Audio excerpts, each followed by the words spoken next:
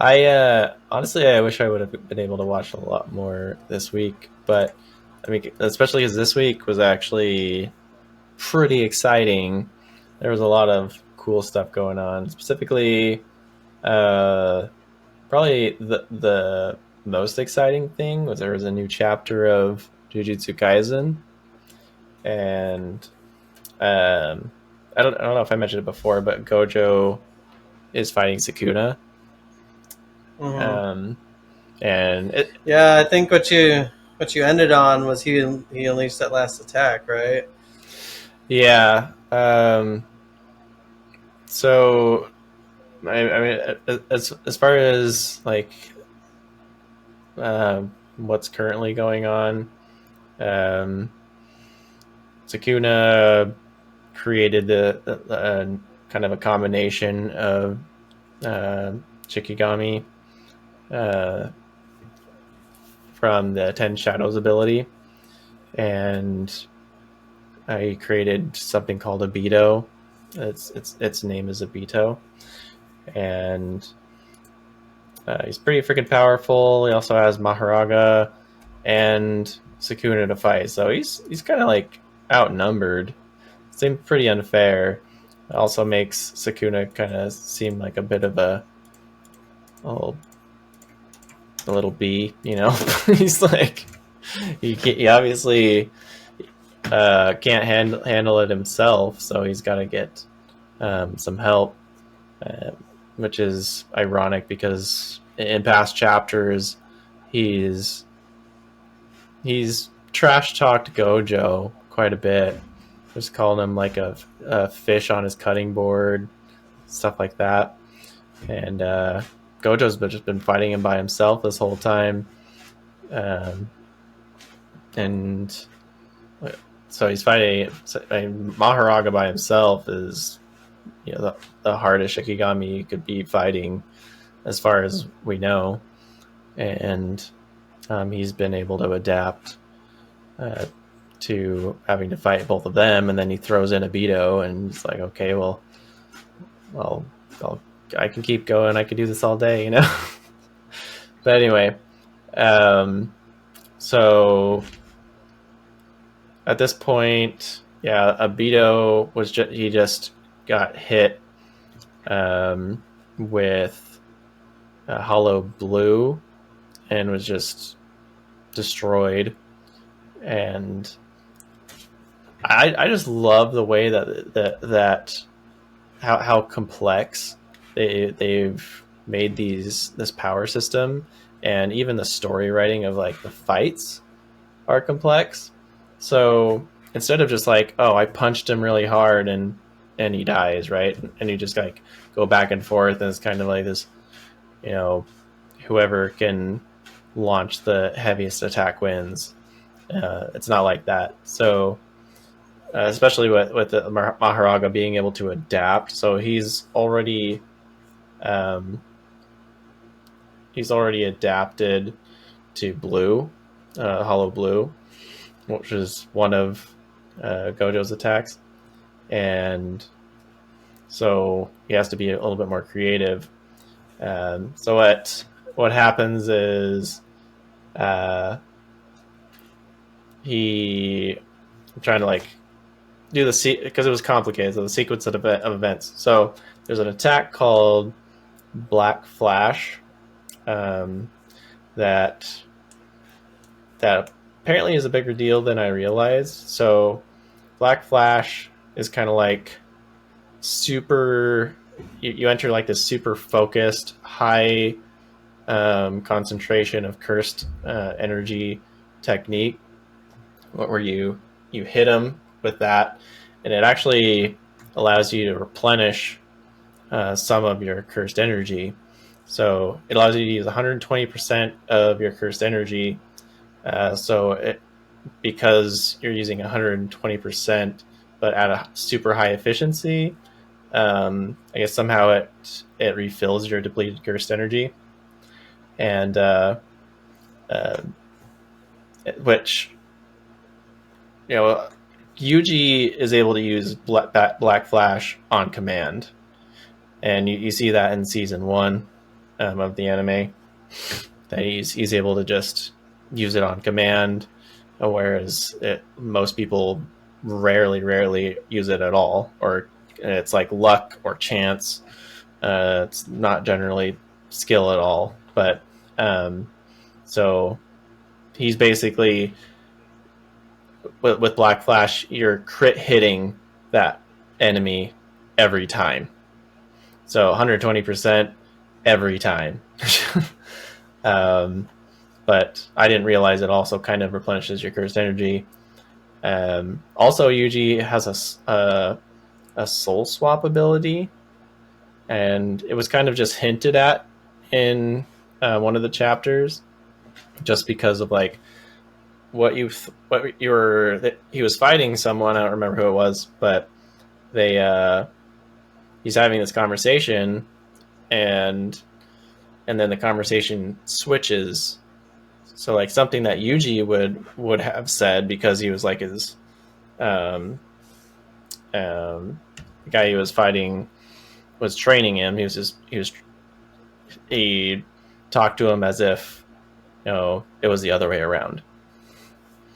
So people are speculating, like a lot of people are speculating, that he has a soul swap ability because of that, which maybe they're reading too much into it, but I mean that would be significant too. So I'm only saying this because I initially felt like Yuji was kind of wasn't as cool as of a main character. I felt like Gojo was definitely more interesting, but based on that, I feel like Yuji has a lot of potential, and he's only going to become more and more interesting. But anyway, so Gojo is using this Black Flash ability to replenish his energy because he's like so depleted after launching all of these attacks. He's having to use his reverse curse technique to like heal himself constantly, but because he can use Black Flash, Sukuna can't, because he's never had to. So he just doesn't. It's not this thing that you just know how to do, right? So he has a little bit of an edge where Sukuna is using depleting his energy, and he just keeps dropping, whereas Gojo is kind of like dropping, but he's jumping back up a little bit every time he uses that. But anyway, so he beats Maharaga by sending a so first he beats Obito with a blue hollow, right? So he hits him with that, and then he's about to launch Hollow Red, and Sukuna's like, "Oh, I'm ready for this," right? And he tells Maharaga to go and defend against it, because he wants him to adapt to it, and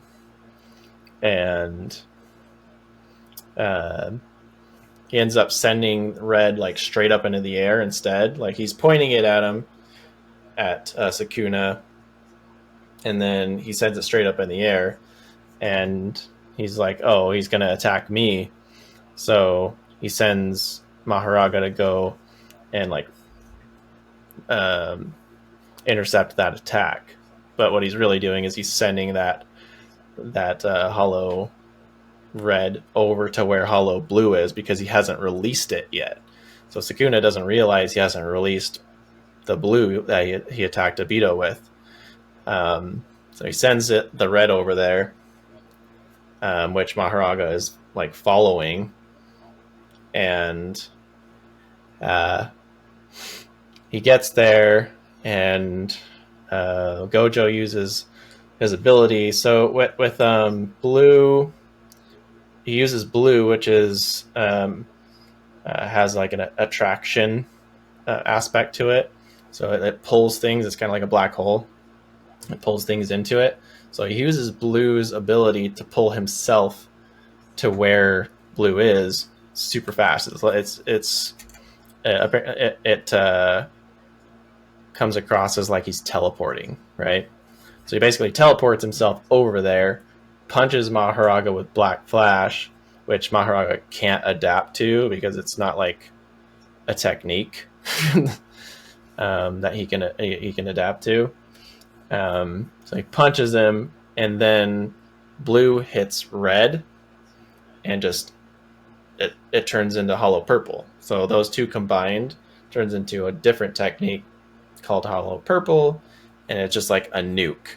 So he just like blows up Maharaga, and it was so cool. He just Sukuna is just like freaking out because he's never been in this position where he's like, I'm gonna lose, to the point where the editor writes in on the chapter like it's been that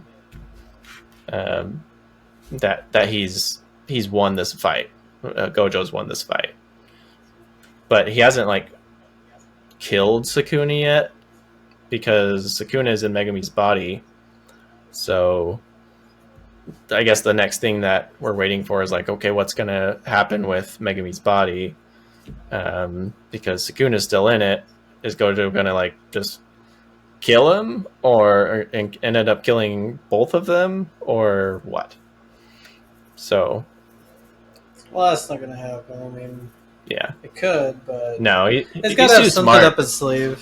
Like, I mean, being that creative and just like being he's playing chess.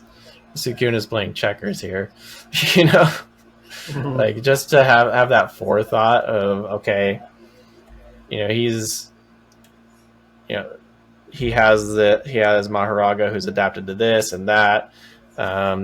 Here's what I can use, and he knew he was going to send him over there, and he just blew him up.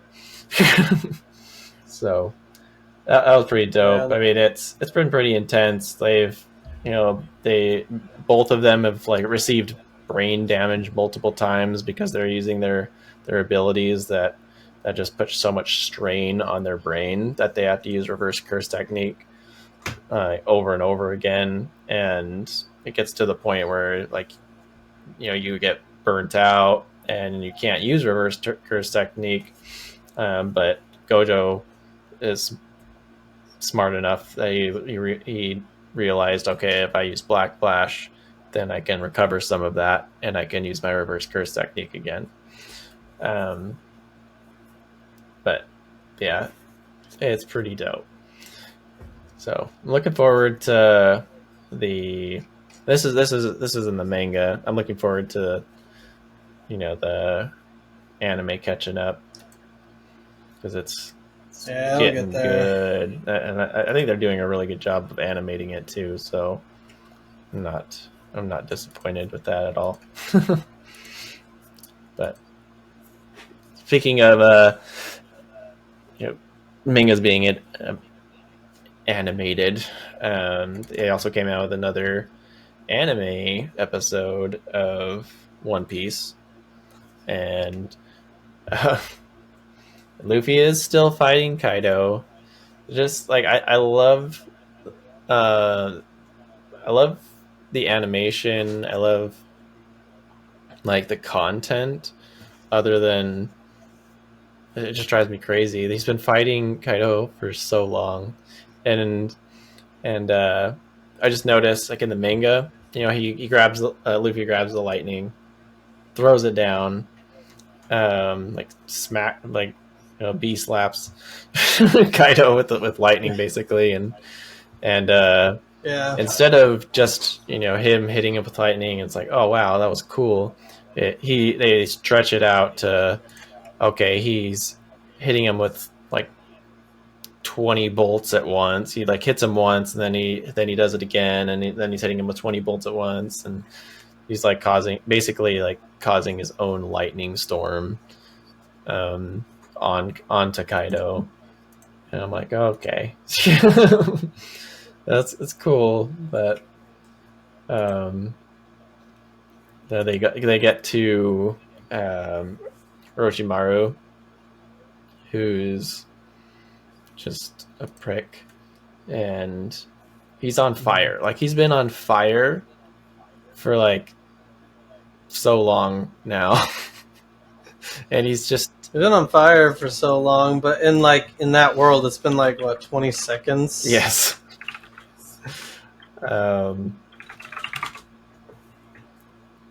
Yeah, but I'm ready for him to. Actually, no, he does die. Who's the guy who kills him?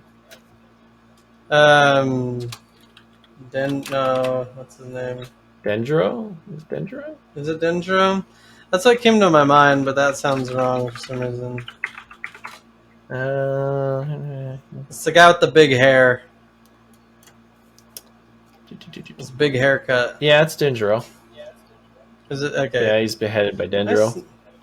Good job. I'm trying to get better with names, but I'm pretty bad. Well, you gotta understand, Oda introduces so many characters that it's really hard to determine what in the world. Yep. Yeah. But yeah, I did like. I mean, I was able to watch just him yelling to Momo to move the island.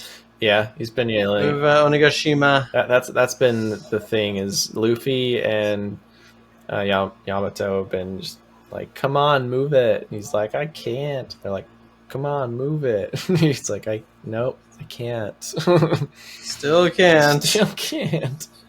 But he's trying really hard right now.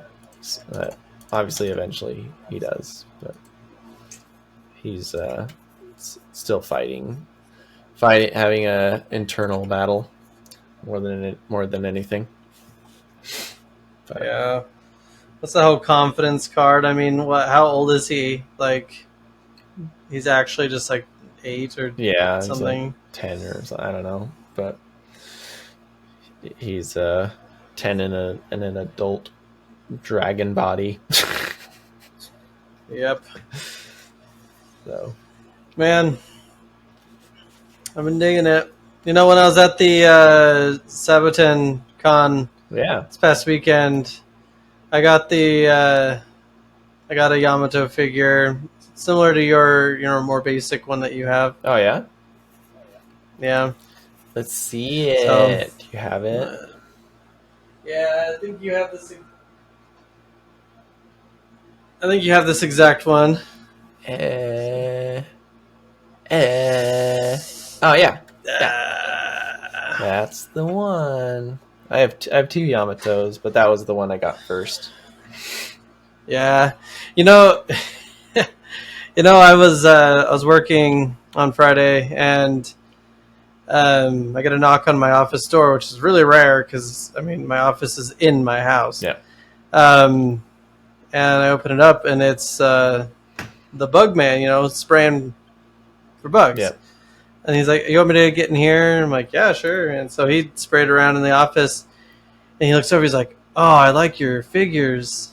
I'm like, "Oh, thanks." Still missing Jinbei, but I'm trying to. You're like, oh, sorry, you misheard me. I like your figure. Yeah. It's like, oh. No. But he's like, "I see you have Yamato there." I'm like, "Hey, I can hope," and that's a crush dream. But he's like, "Don't worry, she'll join eventually, just like Odin." And I'm like, "Yeah." And so we talked for a bit about One Piece, and then he left. And I'm like, that's the most fulfilling conversation I had with just someone coming to like do something at my house. Just some random person. Usually it's just like, "I'll get out of my way. Let me do this. I'm out of here," which is fair. But I got a job to do. Let me do it and get out of here. No. That's cool. A man of taste.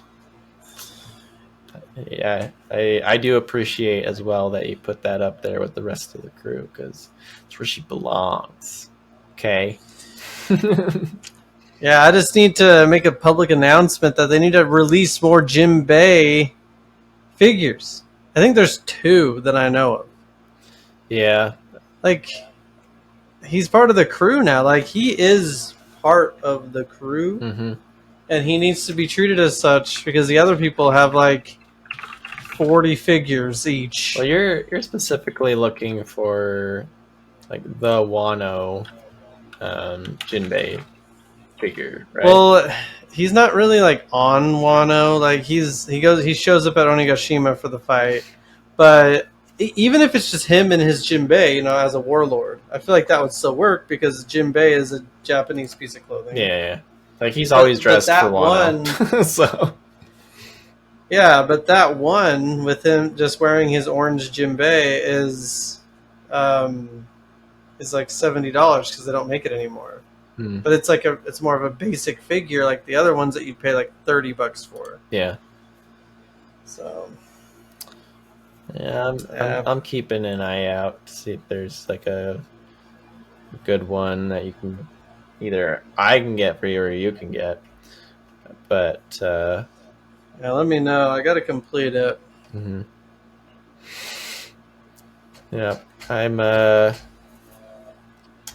got a while. I'm supposed to get one of my figures. It's not going to be until it was November is the next one that I'm getting. I mean, unless I find something else cooler sooner. So as you know, I've been looking for that one Rimuru, but to no avail. And I appreciate you looking for that at Saboten. Yeah. Well, while we're on the topic, I might as well give a brief synopsis of Saboten. Yeah. It's great. If you ever find yourself in Arizona, first weekend of September, I think it's always over the holiday weekend. Mm-hmm. Saboten is really big, and I really enjoyed it. I got someone to watch the kids, and I was able to go down there. As I said before, my wife, she sells art, and she was selling, and so a few things that I'll bring up about it is if you are into cosplay, that was the con to go to, big time. Oh yeah. They had a ton of cosplay booths and swords. Like you basically think of an anime character, and they had the sword, and likely the outfit, the uniform. Like they had everything. Even like Haikyuu, they had like volleyball uniforms for Haikyuu. Like it was insane. And what I liked this year over previous years is they had a ton of figures, but the selection was a little off. Sparse. A little sparse. They basically, you go to a figure booth, and it's like a lot of, was it Rem and Ram? Oh yeah. From ReZero or whatever. So yeah, like it's a lot of them. You got a lot of Hoochie ones, and then they have a lot of what I can only assume is either figures they got for cheap because they're not selling, or they just bought a lot of them because they were popular, but now they're not popular anymore. So you had a lot of repeats, across the whole board there. And so it was nice, though. There was actually one booth that was all figures. Yeah. And they had a ton. That's actually where I got the Yamato, because that Yamato, I saw it at 4 other booths, but they wanted about 30 plus for it. At this booth, it was 20. So it's pretty fair, like pretty good. Did they have like scale figures, or were a lot of them just kind of the normal smaller size? Yeah, so you had like majority were like that Bam Pesto, like 7-inch figures. Yep. But in the back, like behind them or up on the higher shelves, they actually had some section. Just kidding. The VIP, so you don't walk off with them. Yeah. They had a good deal of them. You know that one where Luffy is in Balloon Man? Oh yeah. And he's up, Yeah. They had that one. Nice. And I had to really sit there and tell myself that I could not justify that purchase. How much was it? I think it was $85. Oh, It was a big one. okay. Big one. And so, man, I dig it. Now, the thing that you see the most about is art. And I don't mean anything weird by this. So, we'll see.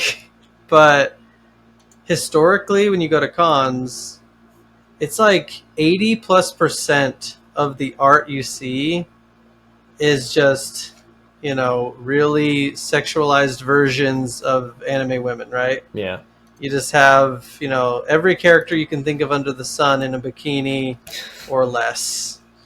And it's like, okay, yeah, that's what anime people see, and that's what they, want, obviously, because they wouldn't make it if it wasn't wanted. Yeah. Well, this was the first time I went to a con that it wasn't that way, like that 80%. It had gone down pretty significantly. The ratio is kind of evening out. Yeah, I'd say it was more like 40%. Okay. But that other 40% wasn't just replaced with just normal art. That other 40% was replaced with those sexy anime guys. Oh. Like walking around, it was the first time I'd look and I'm like, oh, okay, wow. I I also didn't strive know. for gender equality. Yeah. I didn't realize Asta, did those things in the in the manga. I saw some really sexy Ganondorfs from Tears of the Kingdom. It's like, Okay. all right, this is how it goes, and I'm assuming that's just what that want is right now. So there was a lot of that. But yeah, so art, figures, cosplay, and then a bunch of kind of other random shops that were there that were pretty cool. I almost bought that mystery bag I was telling you about earlier, Jonathan. Yeah. It was $65 and it had 3 figures minimum and then 10 other items. Oh man. And I was gonna do it, but there's one thing that stopped me. What? Your wife? And no, she was very supportive of me getting that, Okay. but she agreed with me for not doing it because on the big bag, it was like a big paper bag. It had $65 mystery bag, right? Mm-hmm. And it said guaranteed 3 figures plus 10 items. And around that, it had logos, Bandai, Banpresto, Mm-hmm. Funimation, like anime things. But then in the corner, really small, it said Disney. Oh. And I was like, not buying it. Not buying it. Because watch, it's going to be 3 Disney Funko Pops. And I just spent $65. Oh man. Well. So that's one word that kills a lot of things for me. Not that I hate Disney. It's just when I go to anime conventions, I'm not there to see Olaf. I'm there for the anime. Yeah. So I didn't get it. So You're no fun video. Cowboy Bebop. I'm there for and Cowboy Hell's Bebop. Paradise. Oh, you haven't watched Hell's Paradise yet, have you? No, I haven't. It's on the list. It's pretty good. But there was one piece of art that I kind of regret not getting. I think you would have liked it too. It was, a pretty good size, maybe 11 by 17. Mm-hmm. And it was a big bowl of ramen. Mm-hmm.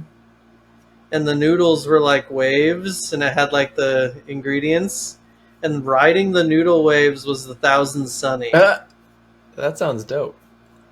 It looked really cool. And I meant to go back for it, but it was starting to get closing time, and I didn't make it back. I kicked myself for it. Next time. Yeah. I mean, we're going to, I think the next con we have is Sin City Con in Vegas.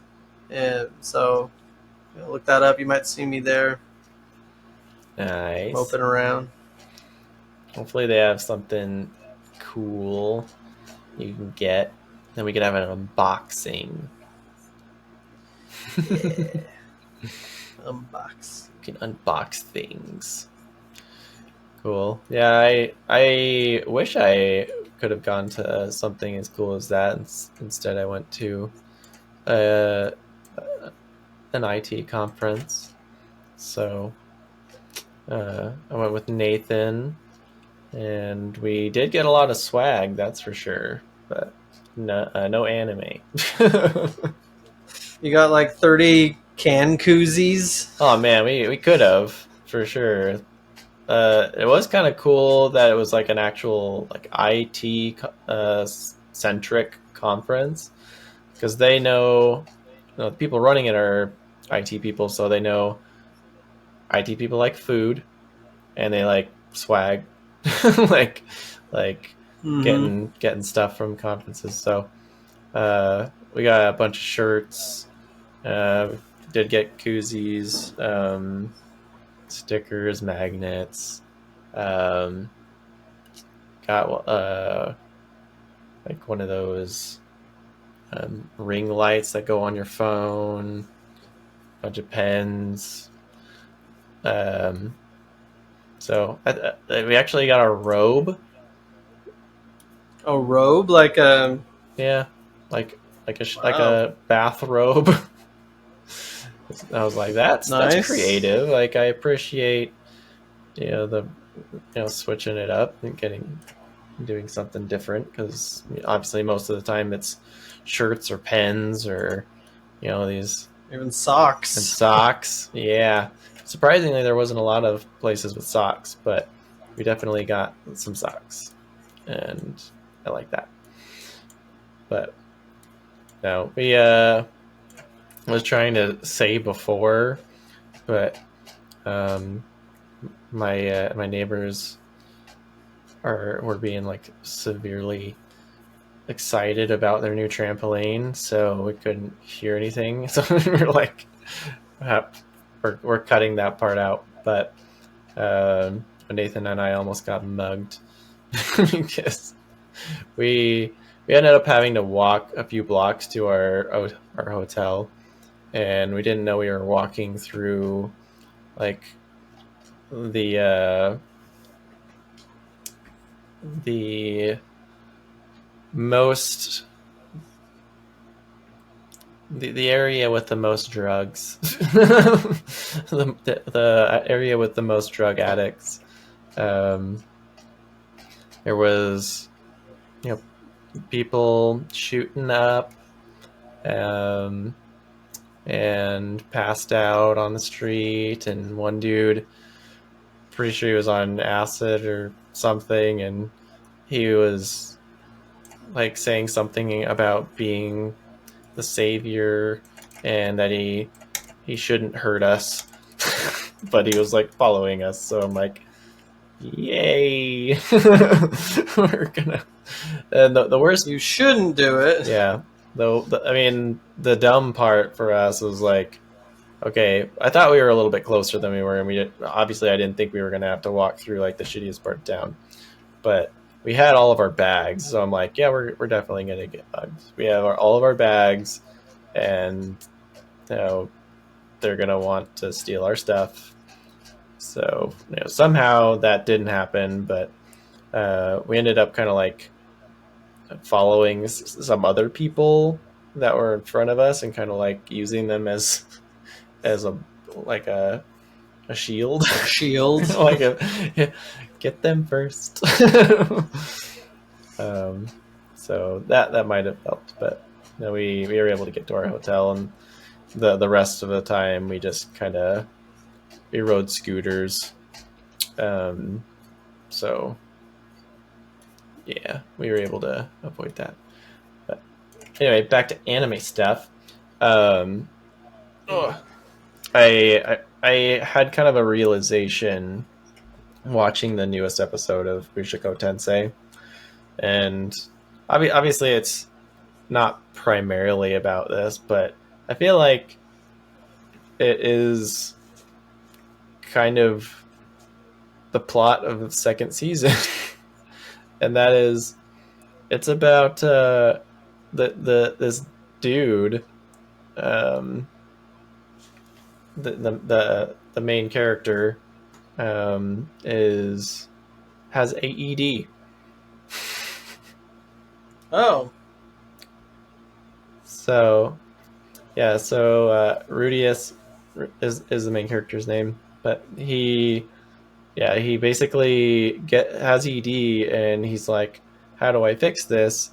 And there's another critical character in the story. His name is Man God. Oh. Okay. And he has some foresight ability, so he tells him, okay, if you go to this university that he got an invitation to, like he got an invitation, and he's like, well, why would I do this? And Man God is like, if you go, you'll solve your problem. He's like, okay. And so I didn't think it would be like that much of a plot point, but it's mentioned and kind of delved into in every episode about how he's struggling. And finally, I'm in episode 10, I think, and he has this friend that he spent a lot of time with, at the beginning of the anime. Her name is Sylphie, and he doesn't know that it's her. In fact, she's disguised as a dude very horribly. She's wearing glasses, so obviously that obfuscates her completely. Yeah, of course. Women don't wear glasses. No. So she wears glasses, and she doesn't talk much. Like her name in this part of the story is Silent Fitz.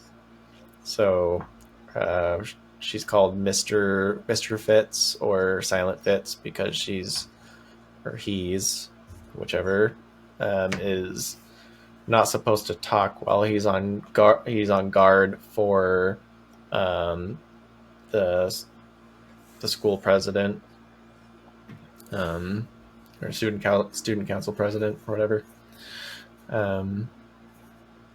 So she does talk to him, and they like get to know each other again, but through this lens of she's a dude, and he's like confused because she has like these mannerisms that kind of get him to feel like, or causes him to feel like, oh wow, she's like, or he's making me blush, and things that he's doing is like affecting him, right?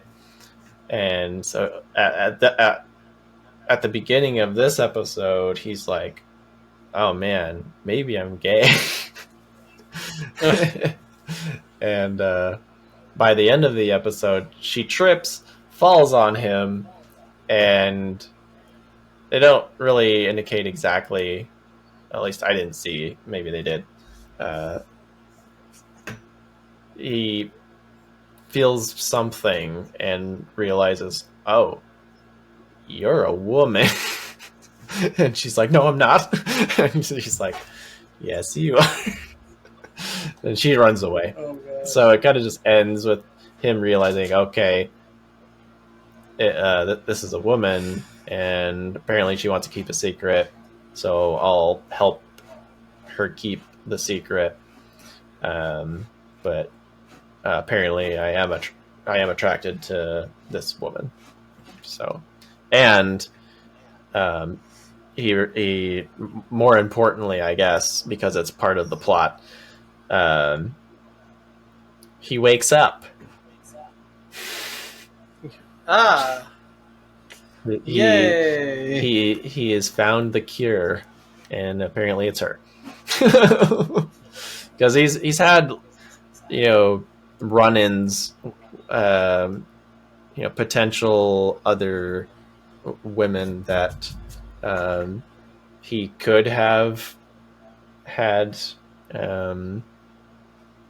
an intimate relationship with, but he couldn't get it up. So up until this point, he's been struggling, and